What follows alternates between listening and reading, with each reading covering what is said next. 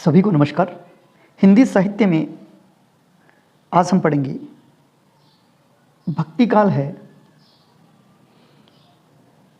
उसकी जो निर्गुण काव्य धारा है। इसके बाद में निर्गुण को दो भागों में विभाजित किया था, ज्ञानाश्री काव्य धारा और प्रेमाश्री काव्य धारा। तो ज्ञानाश्री काव्य धारा है उसको हम पढ़ चुके हैं, अब हम पढ़ेंगे प्रेमाश्री काव्य धारा। तो जो प्रेमाश्री काव्य धारा है, जिसे सूफी काव्य भी कहा जाता है, ये देखिए कि निर्गुण भक्त कवियों के द्वारा प्रेम को मुख्य विषय बनाकर ईश्वर की उपासना की गई और इसी को आधार बनाकर जो काव्य रचना की गई है उसे प्रेमाश्री काव्य धारा या सूफी काव्य धारा कहा जाता है।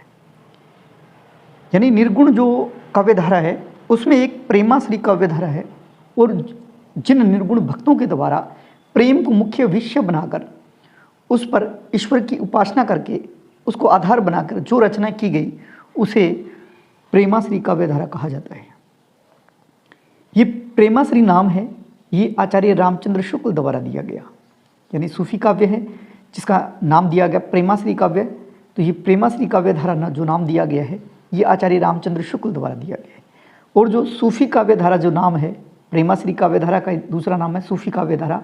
तो सूफी काव्य धारा नाम है ये डॉक्टर रामकुमार वर्मा द्वारा दिया गया है। तो आपको ये दोनों कथन याद रखने हैं। प्रेमाश्री काव्य धारा जिसे सूफी काव्य धारा कहा जाता है, इन दोनों का अलग अलग नाम अलग अलग विद्वान के द्वारा दिया गया है। जैसे प्रेमाश्री काव्य धारा ये आचार्य रामचंद्र शुक्ल द्वारा दिया गया नाम है और सूफी काव्य धारा ये डॉक्टर रामकुमार वर्मा द्वारा दिया गया नाम है। भारत में सूफी मत है या प्रेमाश्री काव्य धारा है, उसका जो आगमन है वो 9वीं से 10वीं शताब्दी के मध्य माना गया है।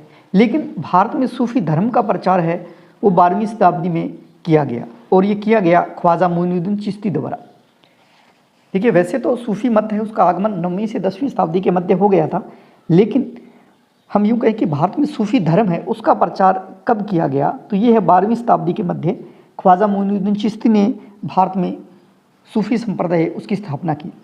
वैसे जो इस्लाम है इसमें दो तरह के भाग है, एक है सरा सनातनी और एक है बेसरा जिसे सूफी कहा जाता है।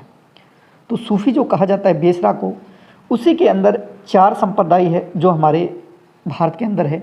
जैसे एक है चिश्ती संप्रदाय, एक है सुहरावर्दी संप्रदाय और तीसरा है कादरी संप्रदाय और चौथा है नक्शबंदी संप्रदाय। ये देखिए, चिश्ती जो संप्रदाय है उसकी स्थापना भारत के अंदर किन के द्वारा की गई। वैसे चिश्ती संप्रदाय है उसकी स्थापना जो है उसके अलग प्रवर्तक है, लेकिन हम भारत की बात करें, हमारे भारत में इन संप्रदाय के प्रवर्तक कौन है, तो चिश्ती संप्रदाय है इसके भारत में प्रवर्तक हैं मोइनुद्दीन चिश्ती जो 12वीं शताब्दी के माने जाते हैं। इसके बाद में सुहरावर्दी संप्रदाय है, ये जलालुद्दीन सुरखपोश द्वारा भारत में इसकी स्थापना की गई। और कादरी संप्रदाय है इसकी स्थापना बदंगी मोहम्मद गौस द्वारा की गई जो 15वीं शताब्दी में है। और नक्शबंदी संप्रदाय है वो मोहम्मद बाकी या गिला है बेरंग द्वारा 16वीं शताब्दी में की गई। तो इसमें सबसे ज़्यादा जो महत्वपूर्ण बात है वह सूफी संप्रदाय जो भारत में सूफी धर्म का प्रचार किया गया वो ख्वाजा मोइनुद्दीन चिश्ती द्वारा, और ख्वाजा मोइनुद्दीन चिश्ती द्वारा भारत में किस शताब्दी में किया गया, तो 12वीं शताब्दी में, और इसके द्वारा चिश्ती संप्रदाय है उसकी स्थापना की गई। तो महत्वपूर्ण बात आपको ये याद रखनी है। सूफी दर्शन है उसको कहा जाता है तसव्वुफ। सूफी शब्द की उत्पत्ति के संबंध में निम्नलिखित मत मिलते हैं। कुछ कहते हैं मूल शब्द जैसे सूफ शब्द से, कुछ मूल शब्द सफ़ा मानते हैं, कुछ सूफा मानते हैं, कुछ सफ़ा मानते हैं, कुछ सोफिया मानते हैं। तो मूल शब्द है उसका अर्थ देखिए, सूफ शब्द से इसकी उत्पत्ति हुई है, तो सूफ का अर्थ है ऊन। सफ़ शब्द से उत्पत्ति हुई है सूफी शब्द की, तो सुफ का मतलब है पंक्ति, और सूफा का मतलब है चबूतरा, और सफ़ा का मतलब है पवित्र या निर्मल, और सोफिया का अर्थ है विद्या। ये जो मत माने गए हैं, इन मत का अर्थ अगर हम देखें तो सूफ शब्द, सूफ वैसे तो ऊन होता है, तो ऊन अर्थात ऐसे साधक यानी जो साधना करते हैं ईश्वर की, तो ऐसे साधक जो सादा जीवन व्यतीत करते हैं और वो पहनने के लिए वस्त्र पहने ऊन के यानी सूफ के वस्त्र पहनते थे, उन्हें कहा जाता था सूफी। देखिए, ये मत माना गया है, सूफ शब्द से उसकी उत्पत्ति मानते हैं, वो ऐसा मानते हैं कि इनके साधक यानी सूफी दर्शन के जो साधक है वो ऊन के कपड़े पहनते थे और ईश्वर की भक्ति में लीन रहते थे, उन्हें सूफी कहा जाता था। फिर सफ़ यानी पंक्ति, इसका अर्थ होता है कि जो लोग अपने पवित्र जीवन के कारण यानी कयामत या परले के दिन एक अलग सफ़ यानी पंक्ति में खड़े हो जाएंगे, यानी एक पंक्ति में खड़े कर दिए जाते हैं, तो उन्हें सूफी कहा जाता है। फिर सूफा शब्द से मानते हैं, सूफा का अर्थ होता है चबूतरा। इसका अर्थ होता है कि एक मक्का में हज़रत मोहम्मद द्वारा बनाया गया मस्जिद के सामने एक चबूतरा है और जिसके ऊपर बैठकर ईश्वर की भक्ति करते हैं, यानी सूफा यानी चबूतरा। उस चबूतरे पे बैठ के जो ईश्वर की भक्ति में लीन रहते हैं उन्हें सूफी कहा जाता था। तो सूफा का मतलब है चबूतरा। फिर है सफ़ा या पवित्र,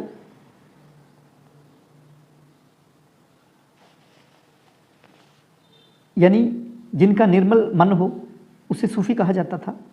सोफिया यानी ऐसा परम ज्ञानी व्यक्ति जिसे पूर्णतः साक्षात्कार हो चुका हो, यानी सोफिया ने विद्या, यानी जिस व्यक्ति को विद्या मिल गई हो, या यूं कहें कि जिनको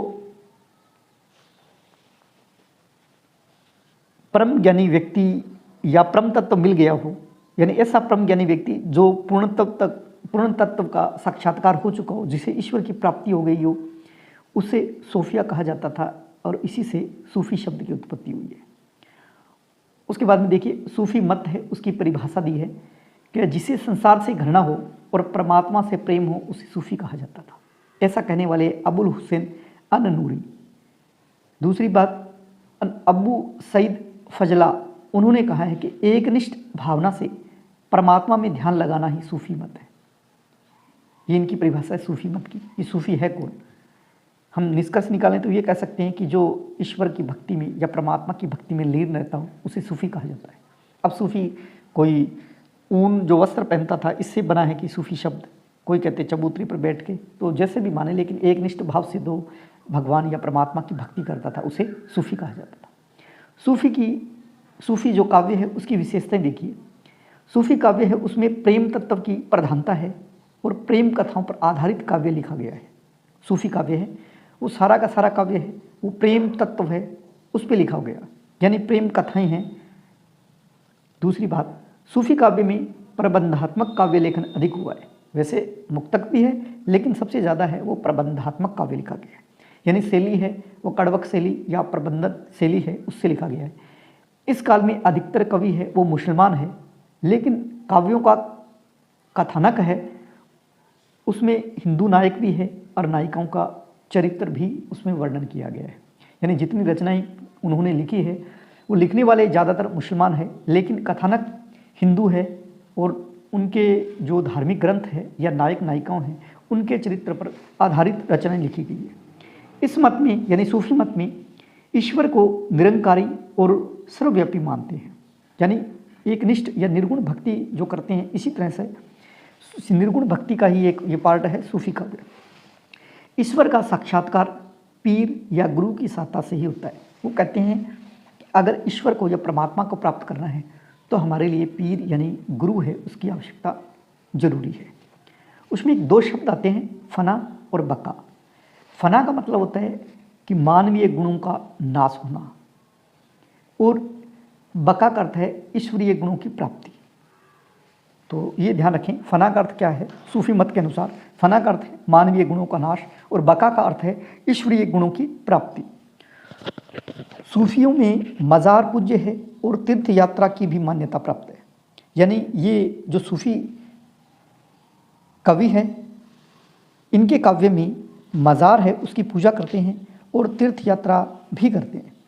सूफी साधना में इश्क मजाजी और इश्क हकीकी ये दो शब्द मिलते हैं। इश्क मजाजी का अर्थ होता है लौकिक प्रेम और इश्क हकीकी का अर्थ है अलौकिक प्रेम। तो इसमें इश्क मजाजी यानी लौकिक प्रेम से इश्क हकीकी यानी अलौकिक प्रेम को प्राप्त करने पर बल दिया गया है। सूफी काव्य में काव्यों का नामकरण है वो प्राय नायिकाओं के नाम पर किया गया है। जैसे पद्मावत है, नायिका है पद्मावत। मधुमालती, इसमें मधुमालती नायिका है। मृगावती नायिका है। चंदायन में चंदा है वो नायिका है।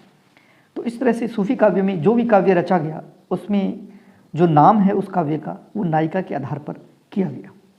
इस काव्य में खंडन मंडन की प्रवृत्ति का अभाव पाया जाता है।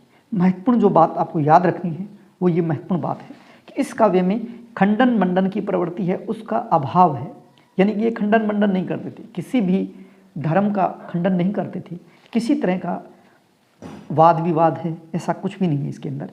खंडन मंडन की जो प्रवृत्ति है उसका इसमें अभाव पाया जाता है। इनकी जो भाषा है यानी अधिकांश जो भाषा है इन काव्यों की वो अवधी भाषा है और शैली है वो मसनवी शैली का उपयोग अधिक हुआ है। ये मनसवी शैली है उसका प्रयोग अधिक हुआ है। मनसवी शैली है कौन सी? इसके प्रारंभ में ईश वंदना होती है, ईश्वर की वंदना की जाती है। उसके बाद में पैगंबर की स्तुति होती है और फिर साहिब वक्त की प्रशंसा की जाती है, यानी उस समय के जो राजा है उसकी प्रशंसा की जाती है। यानी पहले ईश्वर वंदना है, पैगंबर की स्तुति है, उसके बाद में सोहे वक्त की प्रशंसा की जाती है। इसमें 5 या 7 चौपाइयों के बाद एक दोहा रखने या सोठा रखने का प्रयोग होता है। यानी जो सूफी काव्य है इसके अंदर कड़वक शैली कह सकते हैं या मनसवी शैली है, इसका प्रयोग किया गया है, जिसमें 5 या 7 चौपाइयों के बाद एक दोहा या सोठा का प्रयोग किया जाता है। सूफी काव्य में नारी के अपूर्व शौर्य का वर्णन किया गया है। इसमें वियोग श्रृंगार है उसकी उस रस की प्रधानता, इसमें वियोग श्रृंगार रस की प्रधानता है। सूफी काव्य में साधक की कल्पना, यानी साधक है वो ईश्वर की कल्पना करता है, वो पति रूप में करता है तथा साधक की जो कल्पना है वो पति रूप में, यानी साधक है वो तो पति रूप में है और ईश्वर की कल्पना है वो पत्नी रूप में की गई है। यानी सूफी मत में ईश्वर की जो भावना है वो स्त्री के रूप में है और भारतीय परंपरा है उसमें ईश्वर को पुरुष के रूप में पूजा जाता है।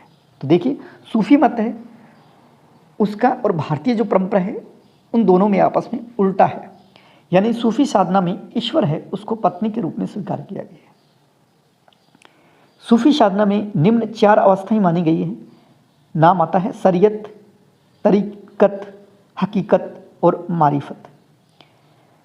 ये 4 नाम आते हैं जिनमें शरीयत है, इसका अर्थ होता है धर्म ग्रंथों के विधि निषेधों का सम्यक पालन करना, यानी जो आचरण है वो करना, धर्म ग्रंथों के अनुसार जो आचरण है वो करना चाहिए, इसे बोला जाता है शरीयत या नासूत। यानी उनको वो कहते हैं ना हमारे शरीयत में ऐसा कानून है, यानी शरीयत है यानी आचरण है, किन के अनुसार वो आचरण करते हैं, जो उनके धर्म ग्रंथ है उनके अनुसार जो आचरण करते हैं उसे बोलते हैं शरीयत या नासूत बोलते हैं। उसके बाद में तरीकत, तरीकत जिसको बोलते हैं मलकूत, यानी शुद्ध हृदय से ईश्वर का स्मरण करना या ध्यान लगाना। हम कहते हैं ध्यान लगाना, उपासना करना, हम कहते हैं कि हम उसकी प्रार्थना कर रहे हैं, उपासना कर रहे हैं, तो वो क्या है? तरीकत है, जिसे बोलते हैं मलकूत। फिर तीसरा आता है हकीकत, यानी भक्ति के प्रभाव से सत्य का सम्यक बोध होना, यानी ज्ञान होना, सिद्धि प्राप्त होना, सिद्धावस्था होना, उसे बोलते हैं हकीकत। हकीकत ये मानिए कि हमारे सामने ईश्वर खड़े हैं, हकीकत हो गई। तो जब कोई साधक है वो ईश्वर को प्राप्त कर लेता है हकीकत में, तो उसे बोलते हैं हकीकत। सिद्धावस्था उसे बोलते हैं जबरूत। चौथा जो अवस्था है वो है मारिफत, यानी कठिन साधना से प्राप्त सिद्धावस्था, जिसमें साधक परमात्मा में लीन हो जाता है।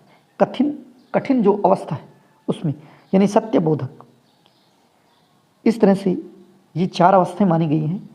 सूफी काव्य का सर्वप्रथम कवि कौन सा है, इसके बारे में अलग अलग विद्वानों के अलग अलग मत हैं।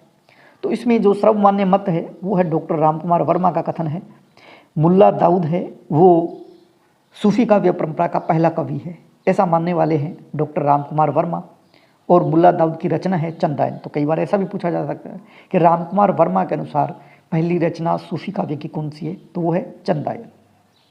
आचार्य रामचंद्र शुक्ल के अनुसार सूफी काव्य का प्रथम कवि है वो है कुतुबन, और कुतुबन की रचना है मृगावती।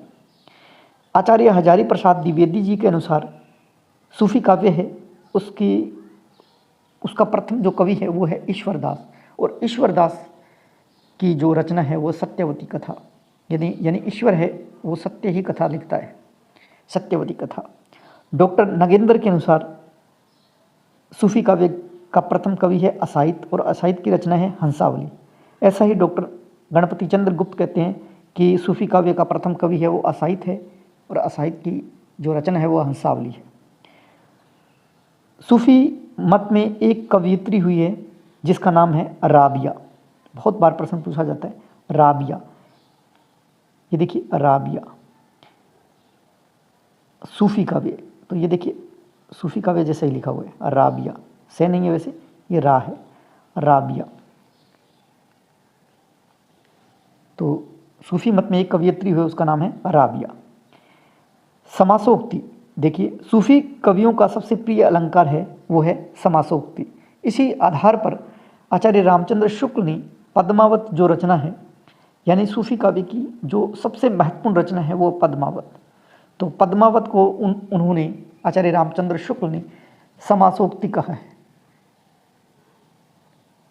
देखिए आचार्य रामचंद्र शुक्ल ने इसीलिए पद्मावत को समासोक्ति कहा है, क्योंकि सूफी काव्य में सबसे अधिक जो